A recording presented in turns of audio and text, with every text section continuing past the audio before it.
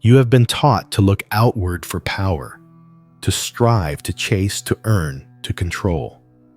Yet this is the grand illusion, like searching for your own face in a stranger's eyes. What you seek is not out there. Thoth, the ancient scribe of divine memory, whispers a secret through the vaults of time. All that is outside is but a mirror of what is within. As above, so below. As within, so without. The law of correspondence. But we forget. We forget that the sky and the self reflect one another, that thought is not a mere whisper in the void, but the very architecture of experience. The world does not happen to us. It arises through us. Imagine a child staring into a mirror, frowning at the reflection, and trying to change it by painting on the glass. That is how most of us live. We try to manipulate the world, not realizing it is only the echo of our consciousness. The cause lies within. The mirror cannot smile first. Your thoughts are not passive. They are generative. They are spells cast from the realm of the unseen, shaping form and fortune alike.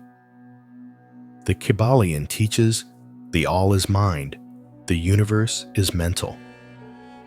This is not metaphor. It is the substratum of reality. Matter itself dances to the silent symphony of mind. If your inner world is stormy, the outer skies will thunder. If your inner temple is quiet and golden, so too will your path reflect that peace. Yet this remembering is not instant. The world has conditioned you to doubt your inner power.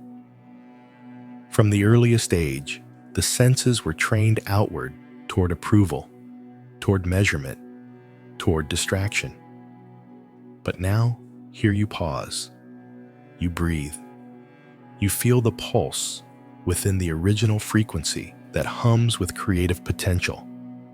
This is not about denial. The world is real, yes, but it is not fixed. It is responsive. It is moldable clay in the hands of your awareness. The mistake is thinking the clay shapes itself. The wiser eye sees that consciousness is the potter's wheel. A woman sits by a window, lamenting the gray skies, waiting for the sun to rise before she feels joy. But another woman rises, lights a candle, plays music, and dances. And in her dancing, the clouds part. Was it coincidence or correspondence? Begin small. Before you attempt to change your world, close your eyes and tune the inner weather. Ask gently, what do I believe about this moment? What story am I broadcasting? Is it one of lack, fear, and resistance, or one of presence, possibility, and reverence? Speak differently to yourself. With each thought, you program the field. With each emotion, you color the mirror. You do not need to become someone else. You only need to remember that the real self was never absent, only eclipsed by noise. This remembering is sacred work. Not effortful, but intentional. You become a quiet flame rather than a roaring blaze. In this stillness, reality begins to shift, not because you forced it, but because you ceased resisting the truth that it already reflects you. And if life seems heavy now, or out of alignment, do not despair. The mirror is not broken. It simply waits for a new image, a deeper frequency, a truer story to arise from within you. Change the signal, and the echo must follow. So now, breathe again. Look not outward for signs of power. Look inward for the source of light. For the world is not your master, dear soul. It is your mirror, and your reflection is ready to be reimagined. The universe does not speak in words. It speaks in reflections, subtle echoes of our inner frequencies cast across the stage of form and circumstance. It is not punishing nor rewarding. It is responsive, like a lake mirroring the sky. It reflects not with judgment, but with pure correspondence. You awaken one morning with a knot of dread in your chest, uncertain why. You leave the house, and the car won't start. The phone brings unsettling news. You feel unseen by others, overlooked. Yet all of it is only a message, a letter from the unseen realms delivered through the postman of coincidence. The outer is trying to help you see what you are radiating, not to shame you, but to liberate you. As within, so without. It is the ancient script encoded in the walls of Egyptian temples, the breath of Thoth crystallized into cosmic rhythm. When you truly grasp this, a new language awakens in your perception. Every event, every encounter, every so-called problem becomes a glyph, an invitation to decode your own consciousness. It is not about blame. This is not the doctrine of guilt. It is the path of clarity. The reflection is not here to accuse, but to reveal. Like a wise teacher who says nothing but holds up a mirror, your life is speaking to you in symbols, metaphor, and resonance.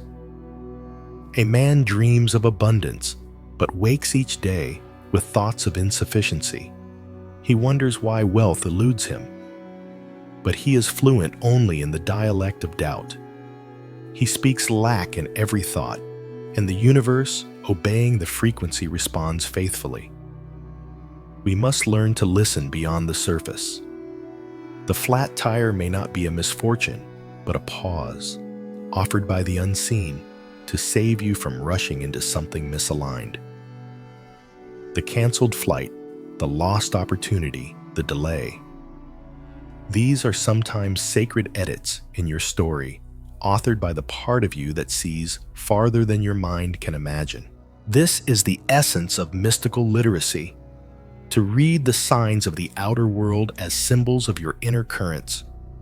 Like a mystic, deciphering a sacred text, you begin to ask, what belief is this reflecting? What vibration did I send into the field? You begin to observe with new eyes. Not reactive eyes, but alchemical ones.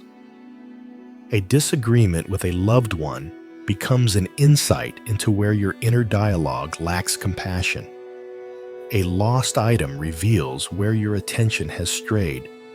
Every ripple in your day becomes a verse in a divine poem awaiting interpretation. The law of correspondence is the Rosetta Stone of manifestation. It teaches you to stop manipulating outcomes and start tuning frequencies. For what you chase runs away, but what you align with is drawn to you. The universe is not moved by will alone. It moves by coherence. Start practicing with grace. Begin the day, not with a to-do list, but with a tuning. Ask, what energy do I wish to be mirrored back to me today? Let your answer be a feeling, not a thought. Peace, joy, abundance, presence. Then carry that tone into each moment and watch how reality begins to harmonize. You are not the puppet of circumstance. You are the musician tuning the strings of the unseen. The outer world will sing in key with the chords you strike within. And when storms do come, and they will, for contrast, is part of the play, do not curse the rain. Ask what within you needs nourishing washing or softening. Let every shadow be a teacher of integration, not a signal of failure. The symbols are always there. In dreams, in dialogues, in numbers, in patterns. The universe is not silent. It is singing in the key of your awareness. The more you attune, the more fluent you become in the language of reflection. And in this fluency, your power returns not as domination, but as deep communion with the One. So listen well. The mirror does not lie, but it does speak in metaphor. Are you watching carefully? You are not merely a character in this cosmic dream. You are the dreamer, the observer, the silent architect behind the scenes. And your gaze, your attention is not passive. It is the wand of the magician, the flame of the alchemist, the sculptor of the unseen. What you observe, you bring into form. In the invisible realm of quantum reality, particles remain in possibility until observed. The very act of seeing crystallizes potential into matter.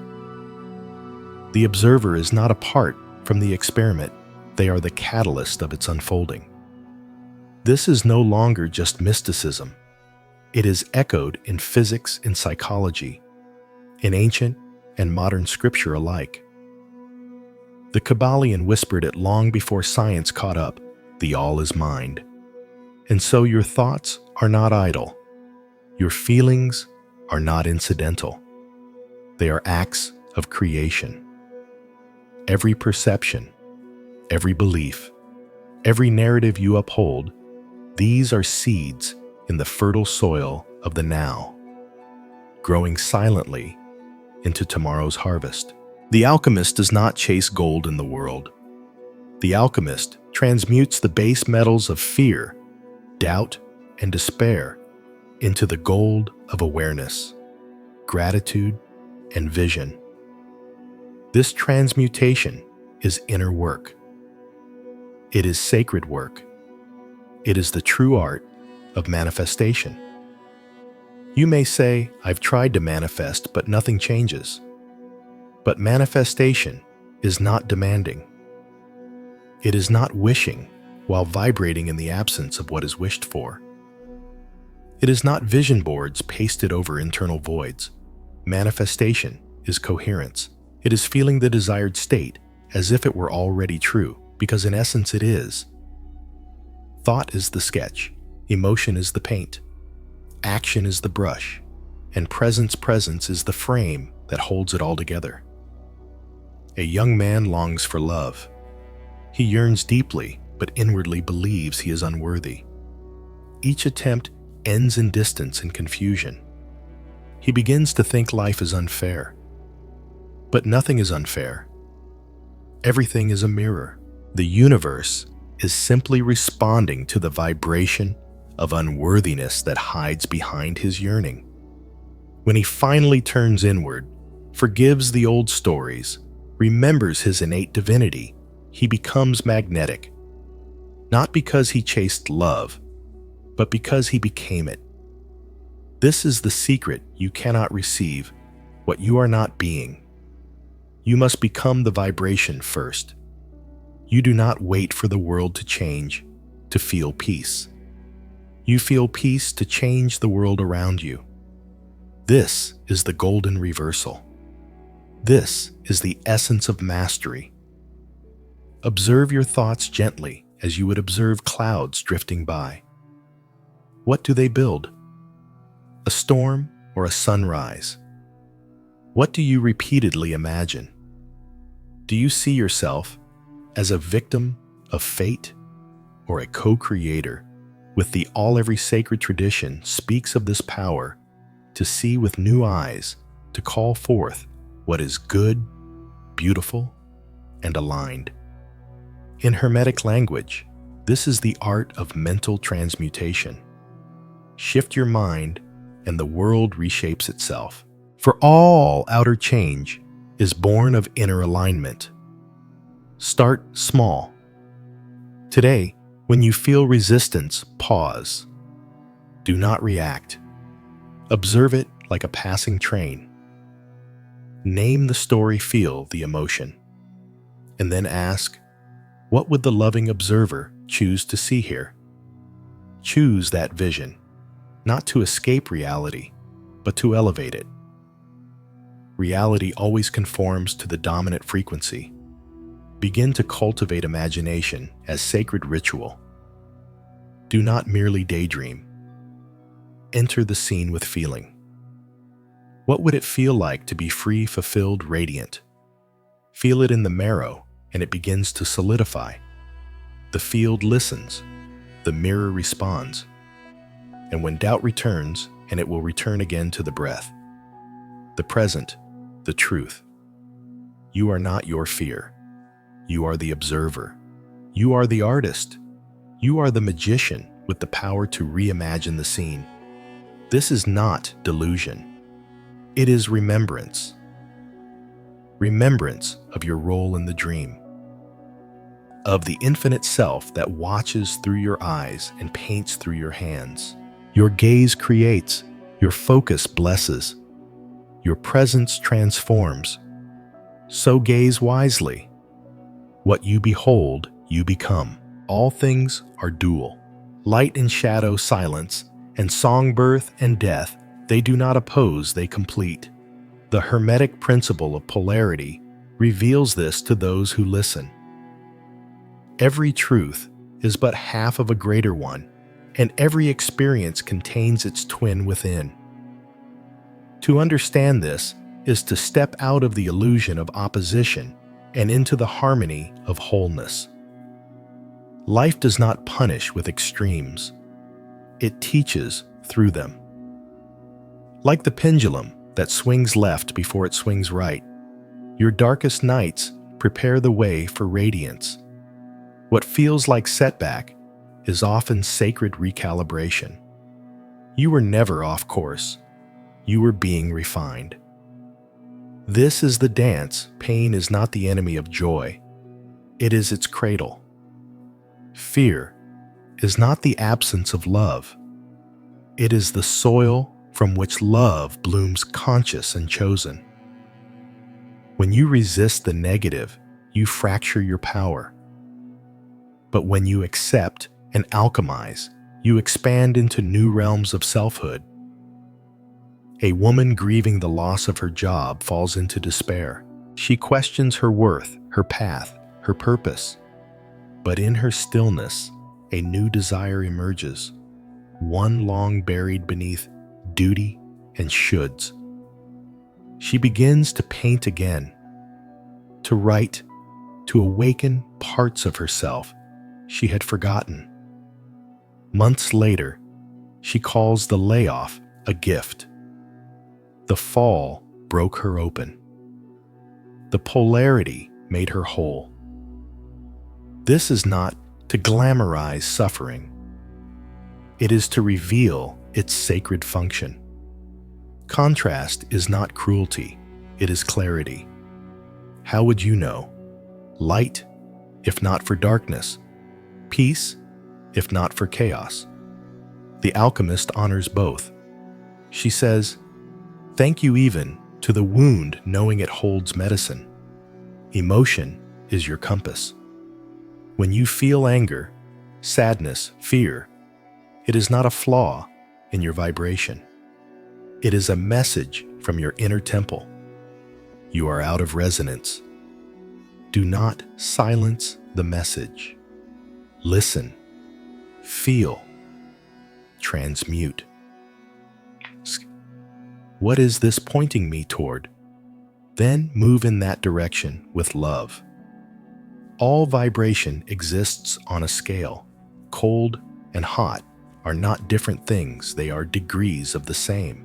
So too are love and hate, courage and fear, trust and doubt. You do not need to destroy the negative. You only need to raise its vibration. This is the secret of transmutation. You do not fight fear. You elevate it into faith. A man overwhelmed by anxiety begins to practice presence. At first, his fear rages louder, but he breathes. He does not run. He listens. He thanks the fear for trying to protect him. And in that gentle embrace, the fear softens. Transformed, it becomes focus, alertness, strength, the same energy alchemized. This is how you reclaim your power, not by avoiding polarity, but by dancing with it. By understanding that every state contains its opposite in seed form. By choosing moment by moment which direction to shift. When you feel low, ask, what is this guiding me toward? And when you feel high, give thanks not with fear of losing it, but with reverence for the rhythm of life. Nothing is static. All flows. And your awareness is the rudder. Begin a daily practice of transmutation. Not fixing, but feeling. Sit with an emotion. Name it. Breathe into it. Ask what higher vibration it wants to become. Then speak that shift aloud.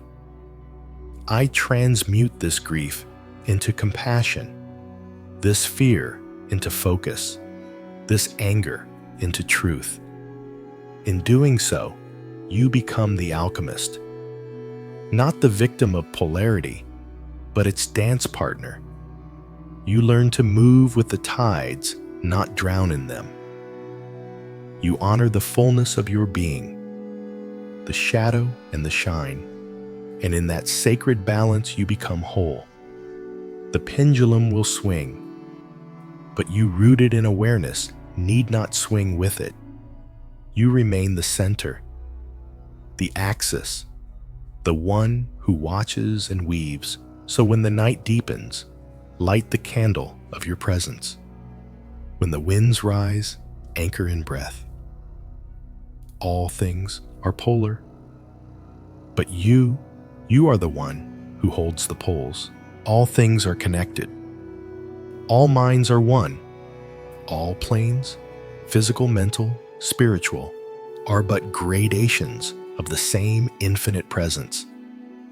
This is the final mystery. The Hermetists taught the golden thread that binds the universe in silence and awe. There is no separation, only apparent division. All things arise from the one, move within the one, and return to the one. Correspondence is not just a law of mirroring, it is the whisper of unity through the veil of form. As above, so below. As below, so above. But also as mind, so body. As soul, so world. As you sow the cosmos, you are not merely in the universe is in you. When you speak, the ether ripples. When you imagine, the quantum field reconfigures. When you love, the fabric of creation glows brighter. Every thought, every choice, every moment of presence is a thread in the tapestry of the all. You are not insignificant. You are significance itself, expressed as a being of light, pretending for a time to be small. The ancient initiates of the mystery schools knew this. That true manifestation is not about acquiring more, but remembering more. Remembering that you and the divine are not two, but one. That the stars above are your ancient kin, and the breath within your chest is the same breath that stirred the void into form. Look around. The trees are not just wood and leaf. They are sermons in stillness. The river is not just water, it is the echo of flow. The sky with its ever-changing hues is the scroll of infinite potential. All of it is you refracted. All of it is the one playing as many.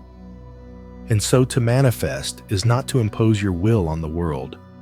It is to tune yourself like an instrument so that you vibrate in harmony with what is already seeking you. You do not chase the dream. You become the dream. You do not hunt the miracle. You reveal that you are the miracle. The frequency you embody is the doorway you walk through. If you want peace, be peace. If you seek love, radiate it first. If you long for abundance, speak the language of gratitude before the harvest arrives. This is not spiritual performance. It is spiritual honesty. The field responds to who you truly are, not who you pretend to be. Let go of control. Let go of needing to know how or when. These are questions for the lower mind. The higher mind, the divine within, does not strategize. It surrenders into alignment and allows the perfect unfolding. You have tried force. You have tried doubt. You have tried waiting for the world to prove your worth. None of it ever felt true, because it never was. What is true is this: you are the image of the all, dreaming itself into form, learning through contrast, rising through remembrance. No path is wasted. No failure is final. Every moment, glorious or grim, is sacred data for your unfolding. You cannot get it wrong. You can only get misaligned, and even then, the One holds you with tenderness, patiently waiting for you to tune again to truth. Close your eyes now. Feel the rhythm of your breath. That rhythm is the rhythm of galaxies expanding. The same pulse that animates the stars flows through you. This is not poetry. It is physics. And it is prophecy. When you realize you are not separate from what you seek, the seeking ends. The becoming begins. You no longer chase outcomes, you embody frequencies. You no longer fight what is, you harmonize with what could be. This is your power, not in control but in coherence, not in domination but in devotion to truth. You are not a fragment, you are a fractal. The whole is within you. So speak your desires like sacred mantras. Think your thoughts like seeds of light. Feel your emotions as sacred currents, and walk through the world as one who knows the temple is not far away. The temple is you.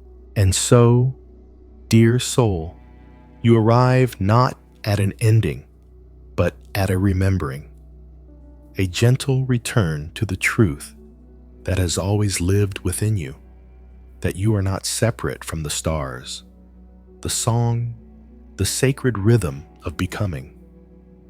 You are the echo and the origin, the mirror and the flame.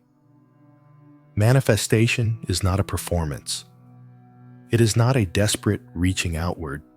It is the art of tuning inward, of choosing thought as a sacred brush emotion, as living pigment and presence as the canvas where all things come alive. You are not here to struggle for crumbs of fate. You are here to awaken as the alchemist, the mystic, the sovereign dreamer who knows as above, so below. As within, so without.